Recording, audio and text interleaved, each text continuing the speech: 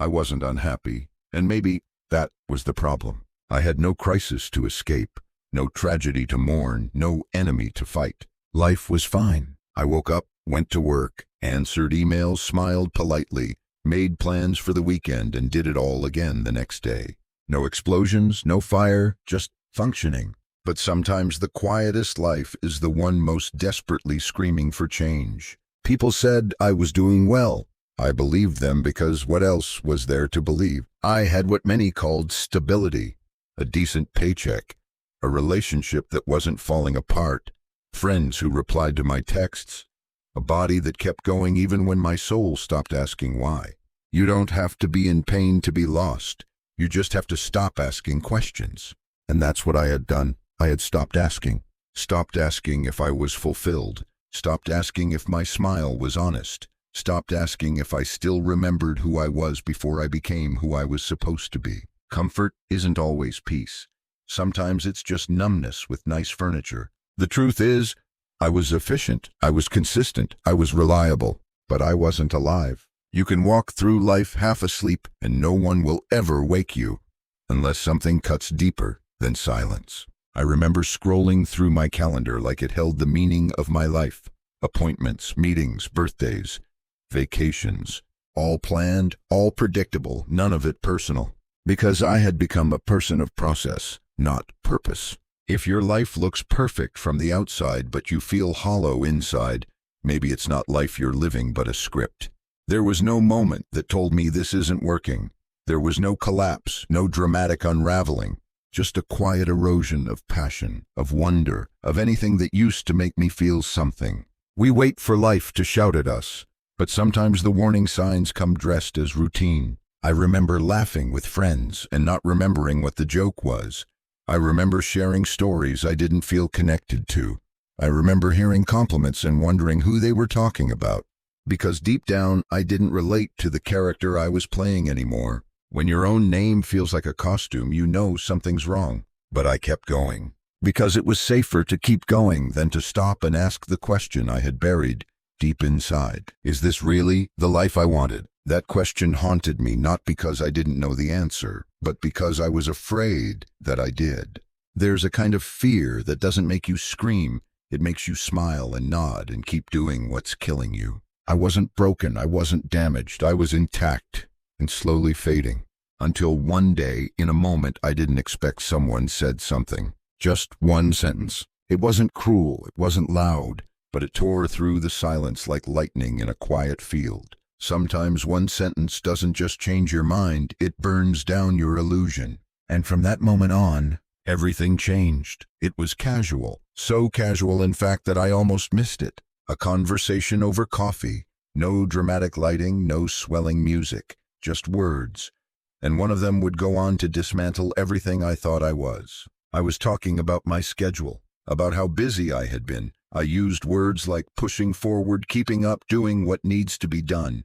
Then they said it. They leaned in and spoke like someone commenting on the weather. That doesn't sound like someone who's living. That's it, just that. No accusation, no challenge, no emotion. But sometimes the softest sentence is the sharpest blade. My smile froze.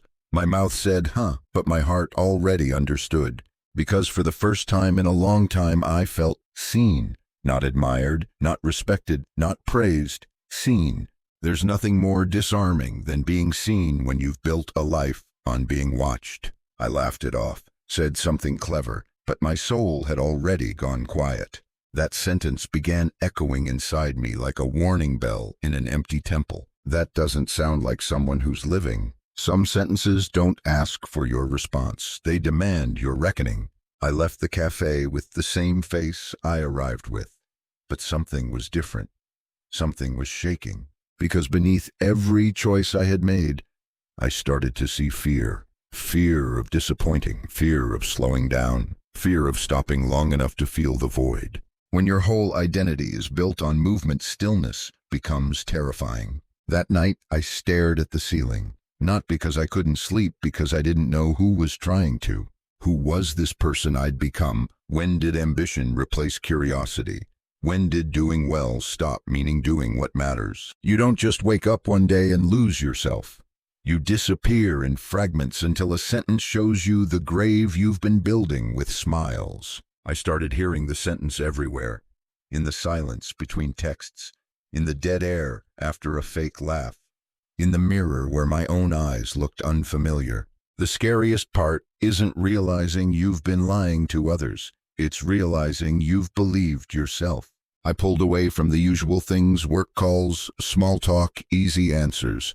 Not because I hated them, but because they no longer masked the truth. The right sentence doesn't just interrupt your life. It exposes the script you didn't know you were reading from. For the first time, I admitted things. I was tired of pretending. I didn't care about half the things I said I cared about. I was afraid of silence because silence told the truth. Growth doesn't start when you hear a new idea. It starts when an old lie becomes unbearable. I didn't have a plan. I didn't even know what real would look like. But I knew I couldn't go back. Because that sentence, that quiet, unassuming sentence, had lit a fire. And once you feel that heat, you can't pretend you're not burning. Most people fear chaos. But for some of us, the real fear is waking up in a life that looks perfect and feels dead. That was me. Until one sentence cracked the shell. Now the pieces were on the floor. And for the first time in years, I was finally asking, what if I don't put them back the same way I didn't rebuild overnight? There was no lightning moment where everything clicked and life made sense. There was only this silence and the unbearable weight of honesty. True clarity doesn't arrive in fireworks. It arrives in the quiet decision to stop lying to yourself. In the days that followed that sentence, I stopped rushing, not just physically, but mentally. I stopped filling the empty spaces with noise and false purpose. I started walking with no destination, sitting without checking my phone, writing without posting it. And in that stillness, I met someone I hadn't seen in years. Myself. The most important person you'll ever reintroduce yourself to is you. I remembered little things. How I used to love sketching for no reason. How silence used to feel like safety, not judgment. How joy used to come without needing to be validated. I didn't delete my life, but I started decluttering it.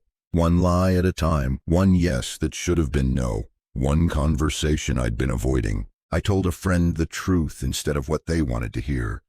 I left a meeting when it no longer served my integrity. I allowed myself to cry when something hurt instead of powering through. We think strength is holding on. Sometimes it's letting go of the performance. People noticed. Some pulled closer, some pulled away. And I let them, because I was no longer trying to be for everyone. I was trying to be with myself. There's a strange, raw peace that comes when you stop managing people's perceptions of you. When you stop negotiating your worth. The moment you stop performing for applause is the moment you start living for truth. I no longer feared silence. I welcomed it because in the silence I could hear the real questions. What do I need, not just what's expected? What would my life look like if I trusted it didn't need to impress anyone? What parts of me have I silenced to keep the peace? The answers weren't immediate, but they were honest. And every day that I answered with truth instead of habit, I felt lighter, not because life was easier, but because I wasn't carrying a false self anymore. Peace isn't the absence of struggle, it's the absence of pretending. The sentence that split my world also became my compass. Whenever I was tempted to default and define, I remembered that doesn't sound like someone who's living, and that became my test, my filter, my truth check. Was I living or just performing? Was I expressing or just enduring? Was I existing or finally becoming? You don't find yourself in the spotlight. You find yourself in the shadows you stop running from. The life I live now isn't perfect. It's not wildly impressive from the outside, but it's mine. And more importantly, it's real. I wake up without dread. I speak without rehearsing. I rest without guilt. That one sentence didn't give me answers. It gave me something better. It gave me permission. Permission to ask better questions, to tell better truths, to live a better version of real. Not the life that photographs well, but the one that feels like home when the cameras are off. And if you're still pretending, still performing, still hoping no one asks you that question, let me be the one who says it. That doesn't sound like someone who's living. And maybe, just maybe, everything will change after that sentence too.